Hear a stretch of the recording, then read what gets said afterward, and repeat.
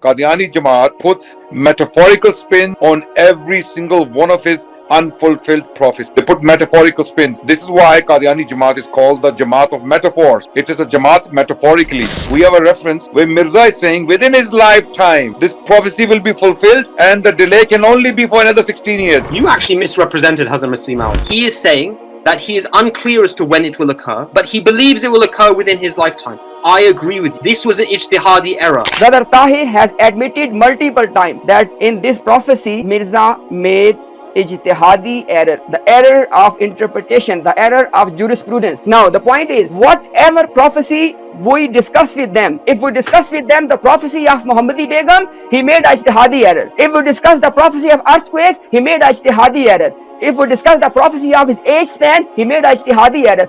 How many ijtihadi error we can give him as a concession? How many? Okay, and this is very you need to say, because every time Mirza was cornered and his people are cornered, this is their only defense. Ijtihadi error.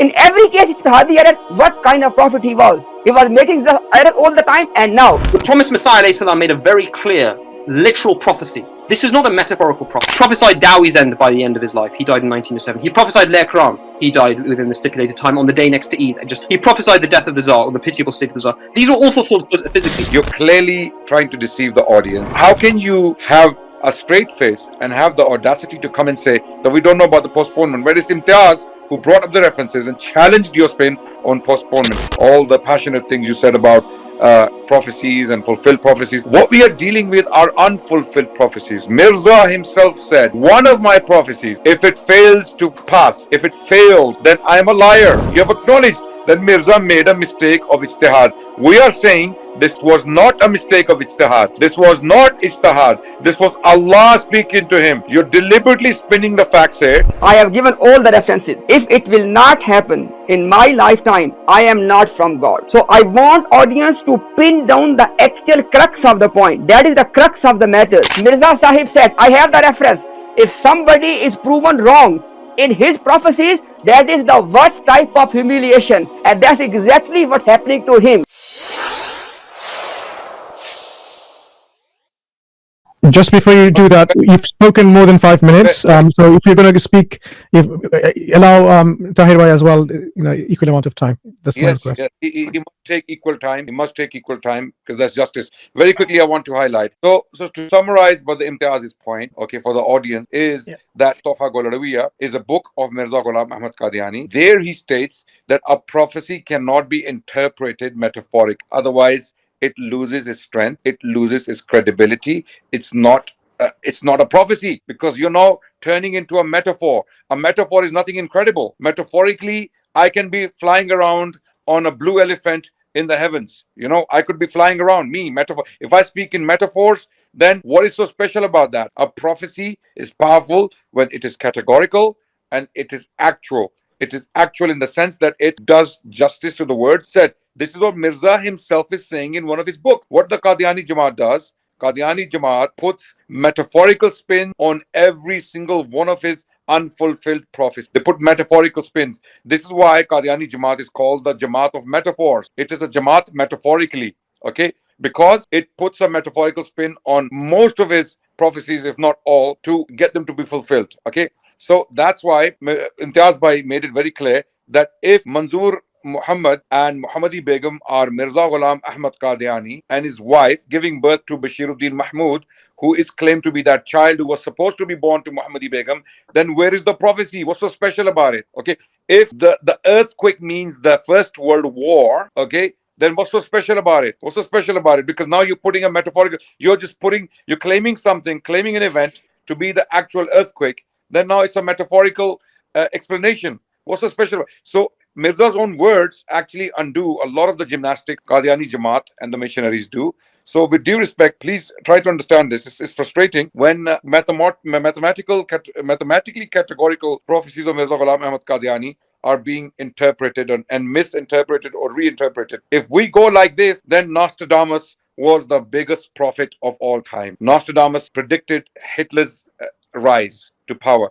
Nostradamus predicted many other events in the 20th century. Even the Gulf War, let's say, people claim Nostradamus is a bigger prophet than Mirza Ghulam Ahmad Qadiani if we're going to go down the metaphorical route. And according to Mirza himself, prophecies cannot be metaphorically interpreted, just like his Jamaat does. Over to you, Tahir Bhai. Plenty of time. Go ahead. Jazakallah, I appreciate the fact that you've given 2 minutes, more than 2 minutes to your guys. You'll give appropriate amount of time. I do appreciate that. I would highlight to all Ahmadis actually that, you know, if we also are generous to them, then generosity spreads. So this is something everybody should bear in mind. I think it's really, I'm afraid Imtiaz, it's a shame Imtiaz Bhai isn't here because he's behaved shamefully, unfortunately. The first thing I want to point out and ask you is, was the Tsar, when he said, Tsar bhi hoga to us gari bahal Tsar, right? When he said, for example, that Tsar to hoga us, yeah, ghari bahal Tsar. I haven't got the exact, my Urdu is a bit poor when I'm reading it, but he stated very clearly in his prophecy, and you can read it and you can find yourself, Tsar will be in a pitiable state. I would like to ask all of you, was the Tsar in a pitiable state metaphorically or physically or literally? Okay, that's a very good point. So you choose to interpret this prophecy physically because Tsar is mentioned. Literally, But all other points raised by Imtiaz Bhai, you are putting a metaphorical spin on those. So why? So let me answer that point. I'll answer that point. So, you know, the reality is, why choose to be physical with Tsar and metaphorical with every single other thing? I don't understand what this standard is. Go ahead. Yeah, that's absolutely fine. I mean, the people, the non-Muslims say that about the Quran. They say, why do you take this verse literally? And the Quranic answer in Muhkam and Mutashabahat in chapter 3, verses 8 to 9. So maybe you should. Not the prophecy. But I'll answer your point, my friend. Honestly. Yeah, not the prophecies. Prophecies are very clear. Prophecies are not very clear, actually. Prophecies are not very clear. If it was so clear, let me speak now. If it was so clear, Hazrat Yunus wouldn't have gone away in anger. If it was so clear, Hazrat Nuh... No. Hazrat Nuh, let me finish, please. Come on. Hazrat Nuh would not have... Tahir, these are not prophecies. Let me explain. A prophecy is when Adnan Bhai, let him speak in his time, please. A prophecy is when the Prophet said to Adi bin Hatim, it's in Sahih al-Bukhari, that the treasures of Kisra will be opened by you. A woman will come alone, she will do tawaf around the Kaaba, she will go back. These are, again, I mean, Imtiaz Bhai doesn't want to go down that route because it's going to open another topic. So let's stick to the topic. Yeah. Okay, questions of Imtiaz Bhai. You address them. No, I think let Tahir finish. And I need to go and pray. Okay. If you can stay for 2 seconds, if you can just stay for 2 seconds, I'm going to show you something which is fairly damning, actually. Just 30 seconds. I just want to reiterate what was the question which you need to answer, because you need to answer my question, not something else, brother. Okay, can I say it? Okay, and you can take as much time as you like, but the point is you need to address the questions. Question number 1 is, you are repeatedly giving the impression of that dua he made, the supplication he made. This dua was made in March 1906, number 1. Number 2, the result of dua was delay. But this delay, I have given you the reference from 1907, that this delay can only be within the lifespan of Mirza Sahib, not delay any more than that. That is the point number 1 you need to address. You need to produce any reference. Ask any Ahmadi on the through your mobile. They bring a reference later than 1907 which says that it will not happen in his lifetime. Don't quote again and again the dua of 1906. They were only for the delay, and delay has to be within the lifespan of Mirza. 1 point. Second point is, in this prophecy, there's no such thing. Wait, Imtiaz Bhai, the point is not clear to Tahir. I don't think he understands where you're coming from. Tahir is claiming a dua was made in 1906, which means the delay. But Imtiaz Bhai is saying in 1907, we have a reference where Mirza is saying within his lifetime, this prophecy will be fulfilled, and the delay can only be for another 16 years. Within his lifetime. So this is a very important caveat. You have to address it now. Yes. Can I answer now? Because guys, come on, that's getting I was just giving you my point. Adnan, please allow me to finish my point. So point number 1 is, you need to address. You're not a moderator on this, my friend. I mean, what's going on here? No, we'll give you time, Tahir. Earlier you said it's okay to speak as long as you want, and now you're saying that's not fair. We'll give you as much time. Don't worry. You will be given as much time as you like. I guarantee you. Okay, 3 questions. Number 1, produce a reference that it will not happen in Mirza's lifetime. Don't produce reference of again and again of the delay. I have clarified. Delay was maximum within the lifespan, which was 86 years, which he predicted. Number 1. Number 2 point you need to address is this. I have just mentioned the usul. You guys want to have a usuli discussion. Alhamdulillah, I love it. Okay, and inshallah, after this segment, a true usuli discussion are coming as well. But now, Mirza gave us a usul that if you interpret a prophecy metaphorically, then there is no point of the prophecy. and I have given you the detail of the whole thing. Okay, you need to address these 2 points. That why do you want to deviate from the usul of Mirza and you want to interpret everything metaphorically, because earthquake is being interpreted as world war. It is called metaphor. For everybody can understand this. Okay, Muhammadi Begum and Manzoor Muhammad are being replaced with Ghulam Ahmad and Nusrat Jahan Begum. That is metaphor. Okay, the son of Manzoor Muhammad is being replaced with Mirza Bashiruddin Mahmud. That's called metaphor. You are going away from the everything. Okay, and the birth. Okay, let's deal with one point, because otherwise we just get all over the place. The birth of the child is being called a spiritual birth. You have interpreted every single thing metaphorically. Address these 2 points. Take as much time as you want. Tahir Bhai Fadl. All right, now you guys are going to... You actually misrepresented Hazrat Masih Maud. You actually misrepresented him, and I'll show you exactly how you misrepresented him. I'll bring up the exact screenshot of you misrepresenting. He writes... Let me show you. He says, in the quote that you yourself gives, he says at the end of it about metaphorical. He says, "Ye itraz hai jo hamari mukhalif karte hain." You left out what he said at the end of the statement, deliberately to misrepresent Hazrat Mirza Ghulam Ahmad alayhi salam. He said, this allegation that people make, that you have to make everything literal, is an itraz, is an objection that the opponents make. You have been dishonest. You should apologize right here and now for your dishonesty. That's number one. And I'm not gonna give you time to apologize, because you're going to go on for another 20 minutes. Number two, the second point is this. The second point is that it is true that he believed that it would occur within his own life. He wrote... To be fair, no, come on, brother. No, hold your tongue. Now hold your tongue. Now hold let your him tongue. finish. Go ahead, Tahir, go ahead. He states in Appendix Ibrahim Ahmad, and the fact that you think there's an appendix shows you know nothing of Hazrat Mirza Ghulam Ahmad alayhi salam. So many of his books, he wrote the book and then it turned into appendix on page 40, and the appendix continued to page 500. So the fact that you talk about it as if it's some afterthought is a nonsense. His appendices often lasted for the whole of the book. You look at Ibrahim Ahmad part 4 and part 5, the appendices are the book. So it just shows you know nothing. You haven't even read the books.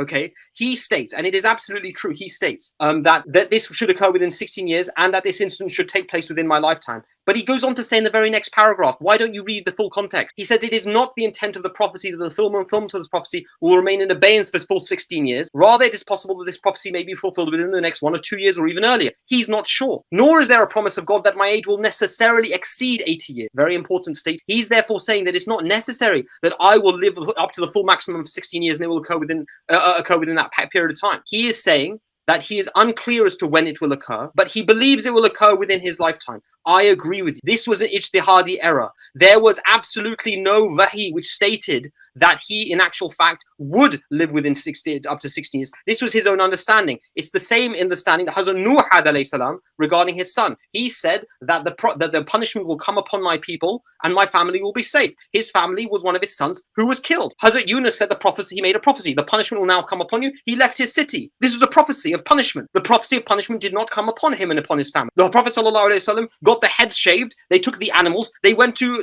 Makkah. Why did they go to Makkah? To do the Umrah. They said that he believed that it would occur that year. If he didn't believe that it would occur that year, why did they have the head shaved and take the sacrificial animal? So all of these, the point we make is this. You ignore the fact that he prophesied the death of the Tsar. You ignore the fact that he said it would occur within 16 years. You ignore the fact that all of the features of World War I, which was an unprecedented event in world history, were prophesied by. Instead, you pick up on an ijtihadi error and you make it that the cause of your rejection. And that is why a prophecy is a sign. Because it leaves enough for a person of good faith and sincerity to accept it, but it also leaves enough for someone who's belligerent to reject it. For God's sake, the Jews rejected Jesus upon exactly the same manner. And the Christians reject the Prophet Muhammad ﷺ on exactly the same manner. They want the prophecies to be fulfilled how they wish for them to be seen. Don't put your finger up at me. I'm still speaking. You've taken 20 minutes to speak.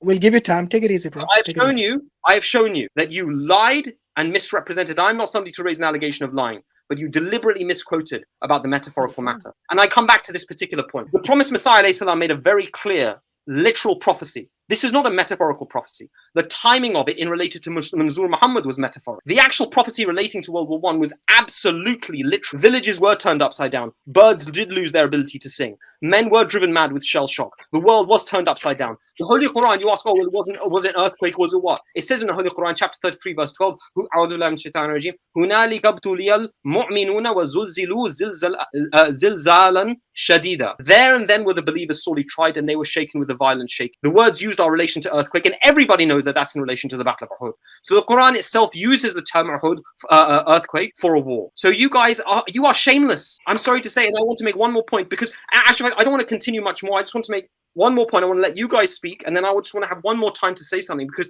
you frankly failed on every single account of this prophecy. I've shown you, just to summarize, and I'm going to finish on this summary, then I do want to say something towards the end, if that's okay, after you guys have come back. Let's just summarize for all of our sakes. You said that there was going to be a prophecy within his lifetime. He died and no earthquake occurred. I showed you that he prayed it would be delayed. You didn't even know that. You didn't even know that. Secondly, you then said, well, where is the evidence that it wouldn't occur within his lifetime? I showed you that was an ijtihadi error of his, but the wahi he received was, oh Allah, do not let me see it. Do not let me see the death of those people. So the wahi that he was taught a prayer to pray, do not let me see it, which indicates that the prayer would be accepted, which is much stronger than an ijtihadi error of a prophet, which is a much smaller ijtihadi error than Hazrat Nuh alayhi salam made with respect to his son, where he questioned Allah's decision. Second point, then you failed on that, and you ignored all of the features of World War I. You ignored the death of Tsar wasn't metaphorical. The rivulets becoming bloody weren't metaphorical. An earthquake affecting the whole world wasn't metaphorical. That it would occur suddenly he said it would occur immediately, suddenly, so much so that a naked one would not have time to fix his trousers. Everybody knows how sudden World War I occurred. Everybody knows it occurred on the assassination of Archduke Franz Ferdinand. It occurred like a lightning bolt. And Adnan is a historian, he can bear witness to that. So the reality is you ignore all of the substantive aspects of the prophecy. And the final thing I want to ask, and this is the final thing I want to ask, he prophesied Dawih's end by the end of his life. He died in 1907. He prophesied Lekram. He died within the stipulated time on the day next to Eid. He prophesied the death of the Tsar, or the pitiable state of the Tsar. These were all fulfilled physically. You want to look at every single mutashabihat prophecy, and you ignore the overwhelming majority which are muhkam and literal, and which were fulfilled literally. You ignore the fact that Ghulam Dastigir was killed in a mubahala. You ignore the fact that Rashid Ahmed Gangohi was killed a few days after he made a curse against Mirza Ghulam Ahmad by a snake bite. And you ignore the fact that Sadullah Ludhiani was actually killed in a mubahala, along with many other scholars. So this is the final point I want to make. I want to ask you this question, and this really will be my final sentence. Please forgive me. I know I've taken a bit of time. And then after that, I just want to come back once more, because frankly, I've shown you guys up. You guys are humiliated. You don't have anything else to say. So I want to ask you this particular question. In Surah Al-Haqqa, and Adnan made this point about Rashid Khalifa. He said, oh, Rashid Khalifa, Mirza Ghulam Ahmad is just like Rashid. And Rashid Khalifa did claim prophethood. I looked him up. And he was killed. He was stabbed 50 times by one of his followers. And it says in Surah Al-Haqqa that if the Prophet ﷺ had said anything with respect to us which was false, that I would most sorely have seized him by the right hand and I would sever his life artery, and not one of you could have held us up for him. Allah says this about his most beloved prophet, that if he said a single false statement, Allah himself would kill him. And he proved it with respect to false prophets like Rashid Khalifa. So you answer me this. Why was Allah unable to kill Mirza Ghulam Ahmad? Was it the British protecting him from Allah? Allah says nobody could hold him off. But you say, oh, the British were his agents. The British were his supporters. Are the British more powerful than Allah? Allah finished Rashid Khalifa, but he could not finish Mirza Ghulam Ahmad. And when the plague occurred and 10 million were killed, and Mirza Ghulam Ahmad was there saying, no, Allah will protect me from the plague. From 1902 through to 1908, he was protected and never died. Did Allah miss 3 million times? That's my final point. I want to come back one more time with just a 2-minute statement to close. But after this, frankly, you guys are done. Thank you. Thank you for finishing us very much. You finished us off so beautifully that we want to come back very quickly again and address your points. Brother Imtiaz, before you come in, just want to quickly highlight, you're clearly trying to deceive the audience. You're saying that we didn't know about the postponement.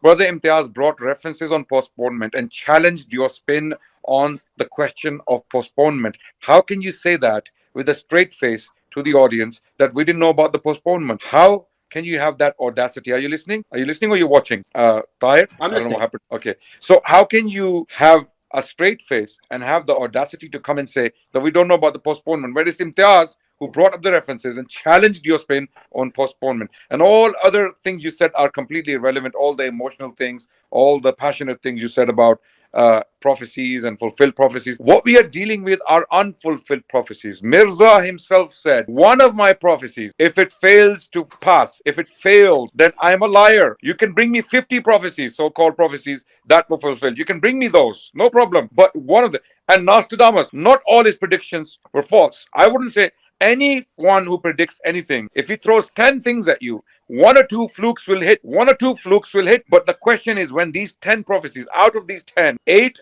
or 9 or 7 are unfulfilled, this is a liar, clearly a liar, right? Anyone can make any prediction. Okay. I've made predictions and then they've come true. I made a prediction about Imran Khan. Myself, I made a prediction about Imran Khan that he's not going to finish his term. Now, Adnan Rashid is what? Were you going to call me what? Masih Maud? You're going to call me Prophet Adnan? A'udhu billah, thumma a'udhu billah? Because I made that prediction to my friends and my family that this guy is not going to complete his term. So all these points you're raising are completely irrelevant, red herrings, emotional rant. They don't mean anything in a debate, in a discussion. Here we are dealing with specific points. Okay, you have acknowledged that Mirza made a mistake of ijtihad. I'm coming to Imtiaz bhai. You have acknowledged that Mirza made a mistake of ijtihad. We are saying this was not a mistake of ijtihad. This was not ijtihad. This was Allah speaking to him. You're deliberately spinning the facts here. You're trying to deceive the audience. Ask you really, Yeah, really wait. short Your time is over. Imtiaz, Okay, sure. we're gonna go to Imtiaz, and you can come back. So it's been a very decent conversation. This is how we would like to proceed in this spirit. Thank you so much for your time as well, Tahir. Irrelevant, don't raise irrelevant points. Stick to the point. Mirza put a limit to the prophecy. In 1906, you keep telling us about his prayer. But you are ignoring 1907 when he himself put a limit to the prophecy. He said, I will live up to 86, and the farthest this prophecy can be delayed is for 16 years because I will be living up to 86. I'm 70. I will live up to 86. Okay. So you are ignoring that. Okay. You're ignoring that. This is not a joke. This is not a trivial matter. Over to Imtiaz bhai. I think Tahir, you want to say something? Go ahead. No, he's got his 2 minutes later on. So I've got. I know I had that 2 minutes. I just want to say one thing before that. So if you go ahead, but I want you to continue. I want you to finish and be happy. Okay, so Ashim bhai, before I start my final response, here is my fair request to the moderator and all the others. If Tahir is gonna take after I'll finish 2 minutes, it will be only fair to give me 2 minutes because he gonna raise something which may stay unaddressed. I don't want this to happen. Give both of us 2 minutes each. Okay, since he started, then it's fair enough that you end after him. So is that okay with you, Tahir? Yeah. Okay, carry on, Imtiaz. Okay, so now inshallah, I'm going to give my final rebuttal on this point, and after that inshallah, if he takes 2 minutes, I will take 2 minutes as well. So number one, I want the audience to pay attention. What was the prophecy? Something of unprecedented nature, and Mirza called it will be like the earthquake of the doomsday. This was going to happen in the lifetime of Mirza Ghulam Ahmad. That is the key point. In the lifetime of Mirza Ghulam Ahmad, and he clearly said, I have given all the references. If it will not happen in my lifetime, I am not from God. So I want audience to pin down the actual crux of the point. That is the crux of the matter. Something I am not even in this particular time, I'm not even focusing on what it would be. Whatever thing of unprecedented nature, like the earthquake of the doomsday, has to happen within the lifetime of Mirza Ghulam Ahmad. He said, if it does not happen, go and beat the drums in the street. I'm a liar. This was his own statement. Now, we have clearly given the conclusive reference from the book. I have already quoted the reference, and I have a complete research and case study on this one, that when he was writing these lines, it could not have been before 1907. If anybody challenge me, I'll produce evidence. And this book in which this reference is given, this book was published after the death of Mirza Ghulam Ahmad. And the reference I'm giving, even in the appendix of that book. Now, what was the reference? He clearly said, I am right now 70 years of age, and because Allah has prophesied to me that my age will be around 86. So the maximum delay, the key point, the maximum delay in this unprecedented nature calamity will be 16 years. Once again, the point is same. It will happen in the lifetime of Mirza Ghulam Ahmad. And everybody can research. And by the way, it has to happen in India as well. I did not even go to that point because I wanted to stick with one point. You know why? Because if I will give you all the unique feature of this prophecy, we will be here until the cows come home. I want to make it very simple. I only pin down one particular point of his lifetime. So no reference has been produced that Mirza Ghulam Ahmad, please listen very carefully, no reference has been produced that Mirza Ghulam Ahmad ever retracted the statement that it will happen in my lifetime. Okay, point number two. I was given this allegation that I am reading from Tofa Golurviya when Mirza is quoting a principle, giving us a principle that you cannot interpret things metaphorically. Yes, it was the objection of the people because he was doing this all the time. But guess what? Please, Tahir, pay attention. Mirza acknowledged the principle and then he defended himself that I am not giving metaphorical interpretation. He did not say that this usul is wrong. Okay. And by the way, if you want to discuss this one, you are trying to say again and again, we have read his books in the context. Okay. So I was not wrong. Mirza accepted this principle and then he defended himself that I don't give allegorical interpretation. So I was not quoting anything as a dishonest. Point number 3, everybody should pay attention. Brother Tahir has admitted multiple times that in this prophecy, Mirza made ijtihadi error, the error of interpretation, the error of jurisprudence. Now, the point is, whatever prophecy we discuss with them, if we discuss with them the prophecy of Muhammadi Begum, he made ijtihadi error. If we discuss the prophecy of earthquake, he made ijtihadi error. If we discuss the prophecy of his age span, he made ijtihadi error. How many ijtihadi error we can give him as a concession? How many? Okay, and this is very you need to say, because every time Mirza was cornered and his people are cornered, this is their only defense. Ijtihadi error. In every case, ijtihadi error. What kind of prophet he was? He was making the error all the time. And now, please, you have raised multiple times question on other prophets.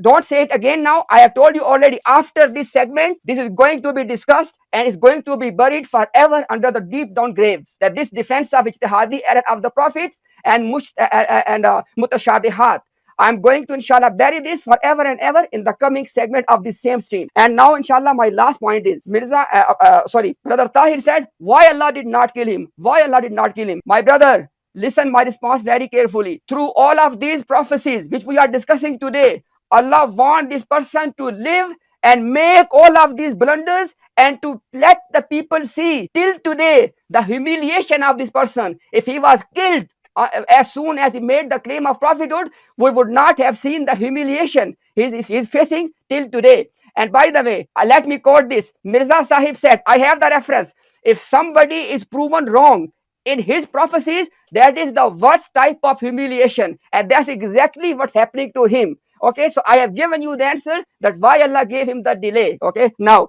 by the way, Allah knows there are many wisdoms. I gave you one of the wisdom. We can see why Allah gave the day. And then inshallah, last point very quickly I want to address that he said that, World War 1914. Brother Tahir, I know it's going to be your last term, but let me give you some homework, okay? When Mirza was prophesying this earthquake, people were saying to him that you are not giving us any particular time, number one. You are not telling us exactly it has to be earthquake. Then how can we ever identify this? And then he said that I'm going to give you the signs of this earthquake. Listen very carefully. One of the sign is that the opponents of Mirza, they will be humiliated. They will be repenting. They will coming on their faces to be humiliated before Mirza as a result of World War 1914. Did this happen? Mirza Sahib said that as a result of this prophecy, what will happen? He said this prophecy will be for my favor. Allah will bring this for my favor. What was the favor Mirza and his Jamaat has taken out of World War I? You need to tell us in your last term. I'm finished. May I reply, Hashim sir? Yeah, go ahead. Right, you made loads of points. So, it's kind of hard to keep track of them. I'm writing them down as I go, but please forgive me if I go on a little bit. And I'm going to try and speak softly towards the end because secretly I'm a real softie at heart, actually. Okay, 2 minutes starts. No, my 2 minutes is not starting. I'm going to speak until I finish. I'm going to respect your stream. I'm not going to keep talking forever, but after all of that, I need a bit more time to actually answer. He's raised about 6 points, my friend, Okay, the thing is that he's going to respond and after that. So I hope he doesn't carry on. That's all I'm saying. I understand that. I can say, I can't say whether I'm going to respond or not, or whether I wish to respond. No, but is this your last statement? I intend for it to be my last, I suppose, but I don't. But you need to make up your mind. Is it your last or not? You want the last? Otherwise, we'll carry on. Otherwise, we'll carry on. It's okay. Tahir Bhai, you're most welcome. Go ahead. So first of all, you said about I appreciate it. Thank you. I do appreciate it greatly. I know these things are not they're inflamed issues, but you say that Allah wanted him to be humiliated through false prophecies. So that's why Allah Ta'ala humiliated him by killing Lekram, by killing Dawi, by fulfilling his prophecy regarding the Tsar being deposed, by fulfilling his prophecy with regard to the plague that he wouldn't be killed, by fulfilling his prophecy in 1898 that the plague would spread to the Punjab, by fulfilling his literally in Haqiqat al-Wahi, you go through it. There's over 200 prophecies he's given. almost the overwhelming majority are fulfilled absolutely literally. You can only quote literally Muhammadi Begum, Abdullah Atam, Manzoor Muhammad, and Hakim Partiala. You can quote like 4 or 5 maybe mutashabihat aspects of prophecies, which in themselves were, they were actually fulfilled when you look at the full picture. So as for Surah Al-Haqqa, okay, Surah Al-Haqqa says, Allah says, you don't know what's in Allah's mind. Allah himself says what is a humiliation. Okay, you are trying to speak on behalf of Allah. Allah himself says in Surah Al-Haqqa that I will take the one who if Muhammad attributes a false statement to me, I will seize him by the right hand and sever his life artery, and not one of you could hold us off. And the interesting thing is, this is actually also found in Deuteronomy, perhaps Adnan Sahib knows. It says, even if that prophet attributes a false statement, I can't remember the full quote, it refers to that prophet, which everybody knows refers to Muhammad sallallahu alaihi wasallam, then he will surely be accursed of God, he who was hung on the wood. So that's the first point. You don't know what humiliation is. Allah knows what he considers humiliation. He said that he would kill a false prophet, and he proved it with respect to people like Rashid Khalifa. So if you to say that, Mirza Ghulam Ahmad wasn't killed because he wanted to humiliate, no, this is not a humiliation. This is a humiliation for you. This is not a humiliation for Mirza Ghulam Ahmad. Second point, where you say that it's not an ijtihadi error, it was Allah speaking to him that this world war, that this earthquake would occur within his own lifetime. You cannot show me a single wahi in which he states that this would occur within my lifetime, and this will certainly occur within your life. But I can show you wahi that Allah taught him a prayer that this would not occur within his life. So it is ijtihadi. When he says that when Mirza Ghulam Ahmad says that this will occur within my own lifetime, it's just his words. He's not putting revelation as evidence for that point. The revelatory evidence he's putting is saying the opposite. He had a misunderstanding. Now, as for repenting of, as for the issue of ijtihadi errors, etc., I would like to read you, humbly, I'd like to just read this small point. He states in Brahini Ahmadiyya Part 5, page 332, I'll read the English. He states, further, I do not deny that the entire truth of any prophecy is not clear before its appointed time, and it is possible that an error may occur in human interpretation. This is the same book that he's quoting, that you're quoting from. Thus it is that there has not been any prophet in the whole world who has never made an error in interpreting any of his prophecy. If a prophet, however, makes any error by way of interpretation in explaining the meaning of his prophecy before its time, it does not diminish the glory and honor of that prophecy itself. For the divine prophecy is extraordinary, beyond human insight and above human intellect. Can you claim that it does get diminished? If that is the case, I can produce before you a long list of prophecies in which eminent prophets made errors of interpretation. We can do the same. So the reality is this is a very grand prophecy regarding the end and the pitiable state of the greatest emperor of the time, bar the Queen Victoria. He was the greatest he was actually the biggest emperor to rule over the largest land mass, actually. And he's one of the greatest to have ever ruled over any land. So this is a total nonsense. The grandeur of this prophecy cannot be taken away. I know you're trying just because it didn't occur within his lifetime, even though, as I've shown, the revelation, not his ijtihad, says that it would not occur within his life. So last point I want to make, and I really want to finish on this point. I'm going to deviate a little bit, but I'm going to come back to the prophecy. So I just want you to bear with me for just 2 minutes. And Hashim Saib, I'm going to then wrap up completely, I promise. And I'll get off your stream and let you move on to Muhammadi Begum or whatever else. You believe that Barafallahu ilayh, about Isa alayhi salam. We believe that this is Isa alayhi salam. We believe that the hadith relating to the descent of Isa alayhi salam is Mirza Ghulam Ahmad Imam Mahdi. And we put these prophecies as evidence for that. You believe that Barafallahu ilayh, Isa alayhi salam was ascended to heaven. We point out that it says in the Holy Quran in Surah Bani Israel, when the Meccan pagans asked Muhammad sallallahu alaihi wasallam ascend to heaven and bring us down a book that we can read, the Prophet sallallahu alaihi wasallam was told by Allah to say, Subhana Rabbi hal kuntu illa bashara rasul. I'm only a man sent as a messenger. Imagine Allah is telling Muhammad sallallahu alaihi wasallam, you are only a man sent as a messenger. You can't ascend to heaven and come down. The implication, therefore, is that Isa alayhi salam is more than a man sent as a messenger. That's one example. The second thing, it says in the Quran, وَمَن نُعَمِّرْهُ نُنَكِّسْهُ فِي الْخَلْقِ أَفَلَا يَعْقِلُونَ. Him whom we grant a long life, we revert to a weak condition of creation. You believe Isa alayhi salam is now 2,000 years old plus, and yet he will come back and he will be running around killing pigs, breaking crosses, leading armies, when Allah himself gives the principle of aging in the Quran. So you believe Isa alayhi salam is more than a man sent as a messenger, and he's also immune to aging. Last point. I'm going to get back to the prophecies, I promise, and I understand I'm making a deviation. I don't expect, and you can answer these as you wish in your own time. The Prophet also says, the Quran also says about Isa alayhi salam and his mother, kana yakulani ta'am. The perfect tense is used, kana, which means they both used to eat. And it also says in the Quran that we did not give the messengers any bodies that do not require food, nor were they to live forever. So again, for you to believe that Isa alayhi salam is going to come back, it means that he has not eaten any food, and therefore that he is Al-Khalid now. Now you've attributed Al-Qayyum, Al-Khalid, you've attributed divine attributes to Isa alayhi salam. I come back to the prophecy. The point I'm making is this. You are waiting for a Messiah who is mythical, that the Quran itself says is not possible, who has defied aging, who was ascended to heaven when Muhammad could not, who does not require food. So these are an actual fact. You're waiting a mythical creature. And this is why no Messiah will be enough. Mirza Ghulam Ahmad Your Qadiani 2 minutes are up, and this I know, it's become preaching now. You're preaching, bro. Come on. Oh, brother, the whole thing is preaching. Come on. No, but we need to stick to the topic. Brother, I'll finish now. I'll finish. I promise. Hazrat Mirza Ghulam Ahmad alayhi salam has come as a human being who is a bashar rasul. He is a person who's made prophecies which have been grandly fulfilled, as I pointed out with the Zara prophecy and World War I. You are waiting a mythical unicorn. You're waiting a prophet to come down from heaven, which is against the sunnatullah, when Allah says that his sunnah never changes. The prophets and messengers he sends are always sent from amongst the people. So because you're waiting and your expectation is one, the reality is different. And this is what the Jews did. They rejected Jesus because he did not meet their mythical expectation of a warlord. And you have made exactly the same mistake, because Muhammad said that the Muslims would become like the Jews. This is it. That's it. I'm done. I'm finished. You can say whatever you want. I would like to bid you salam, and I appreciate, firstly, last thing. I'd like to thank you for letting me speak. I understand it's not easy. I've been on your side of the discourse as well. And I appreciate the patience you've all shown and let me speak, as much as I can.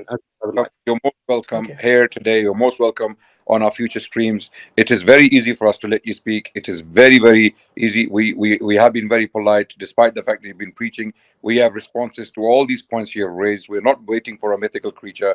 We're waiting for a prophet of Allah who did his fulfillment, who did his prophetic mission. He completed it. He's not coming back in prophetic capacity. He will come back physically. We have authentic reports from the prophet that can be traced back to him. We're not going to abandon those authentic reports in Sahih al-Bukhari and Sahih Muslim and follow a person from Punjab called Mirza Ghulam Ahmad Qadiani, who was, to say the least, a confused man, who was, to say the least, he was mentally wanting, So again, these are digressions. We're not going to indulge in them. Thank you. Tahir bhai, you're most welcome. Thank you very much for your time.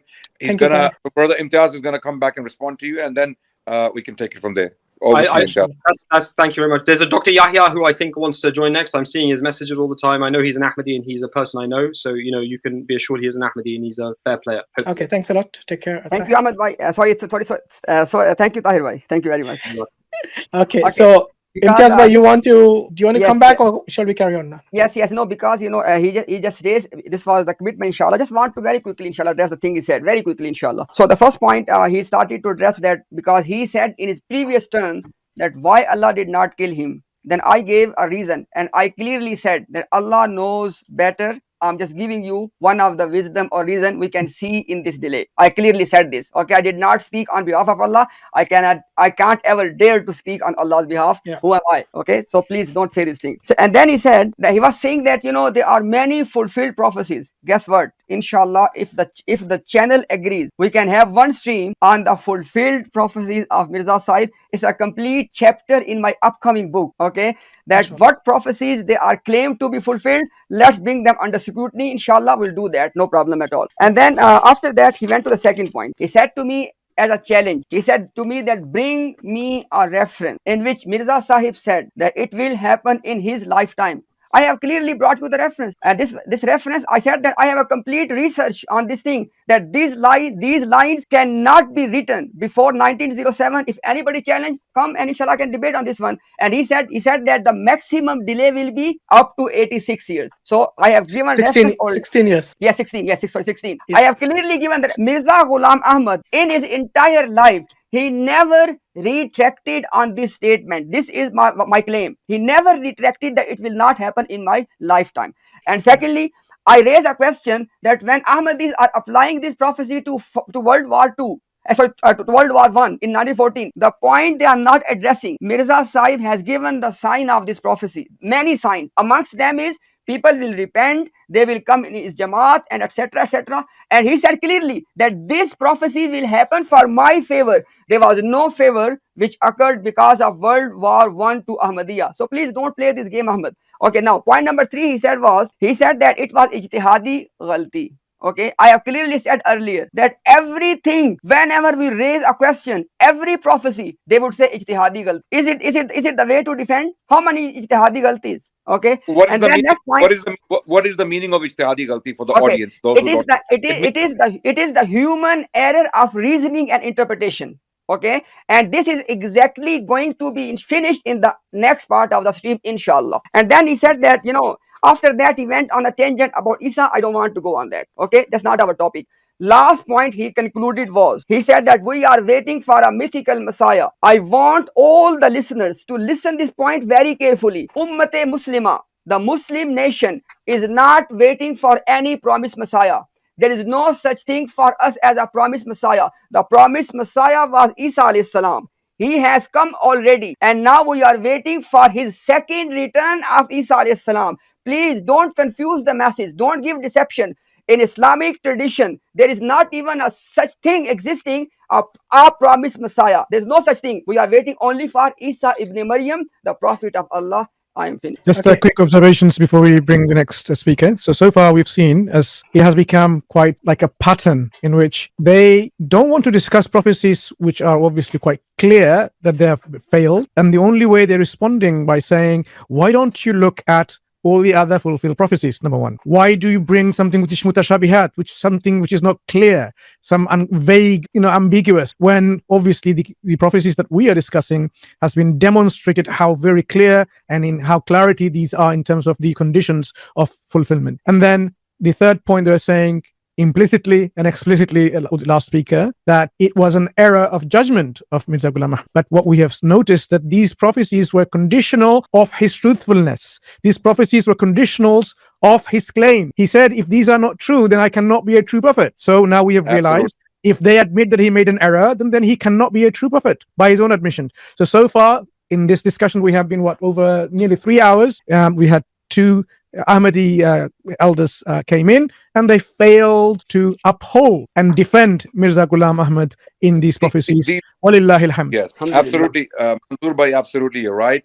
But one thing I would like to highlight here, that these are not elders. These are trained missionaries who have been trained systematically to preach Ahmadi religion, and they're not elders, they are youngsters, and they have been trained to do this. They are well known in the Ahmadi community as the defenders of the faith. That's why they're missionaries. Yeah. they are missionaries, and they are allowed to actually come and confront us. They are allowed, because not every single Ahmadi is allowed to engage with us. They have been given special permissions to engage with us. Okay. Now, if you notice, Tahir, with due respect to him, came very confident to this stream.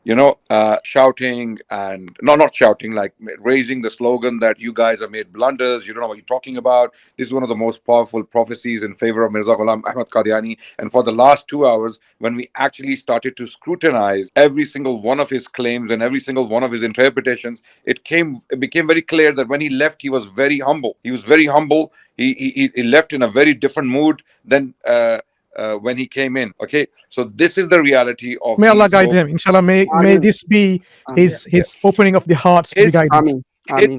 His heart, and everyone watching. All the Ahmadis are brothers and sisters in humanity. This is an exercise of compassion. This is an exercise of sympathy. We are trying to reach out to you. We have been commanded by Allah to do da'wah to everyone, people, those who are close to us and people who are far from us, right? We consider you to be close to us because you come from, not only geographically speaking, very, from a close vicinity, but you believe in the Quran. You have a completely different interpretation, no doubt, but you believe in the Quran. Okay, let's start to believe in the Quran in light of the teachings of the last prophet, Muhammad Rasulullah sallallahu alaihi wasallam. And he told us there will be 30 dajjals, 30 false prophets after me, people who will claim prophethood, and there have been many.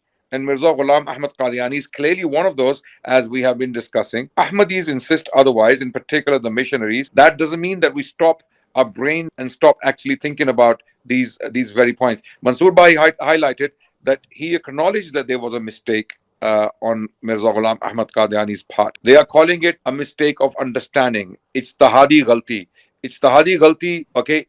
It's possible when a prophecy from Allah is not made. But Mirza made these prophecies as challenges that if they are not fulfilled, I am false. I'm a liar. It's a falsification test which he gave. Exactly. Yeah. This is a falsification test, and it is not ijtihad. It is not just his understanding. It's a challenge. It's basically a challenge. Yeah. Exactly. So if he's making mistakes in his challenge and those challenges are not being met or not being fulfilled, then come on, guys. Then you interpret it as allegorical. Yes. This is the escape clause. So, he mentions Tahir, before he left, he said this mythical unicorn that we're waiting for. I mean, if they are waiting for this Masih Maud, you know, the promised Messiah, if it was waiting, we already know who the Messiah is. There's nothing to wait. It's already been fulfilled by the Quran, by the Prophet ﷺ himself. And the second coming is the one which is not fulfilled. And this is the hadith in Bukhari 2476, where it says, narrated Abu Hurairah radiallahu anhu, Allah's Messenger, peace be upon him, said, the hour will not be established until the son of Mary, Ibn Maryam, descends. Okay, is Mirza Ghulam Ahmad the son of Maryam? No, absolutely not. I remember Tahir specifically mentioned breaking the cross, killing the pigs and all that, but didn't mention the Ibn Maryam part deliberately. And this is what you were alleging, that we are the ones lying when you leave out deliberately from the hadith. Come on, please, you know.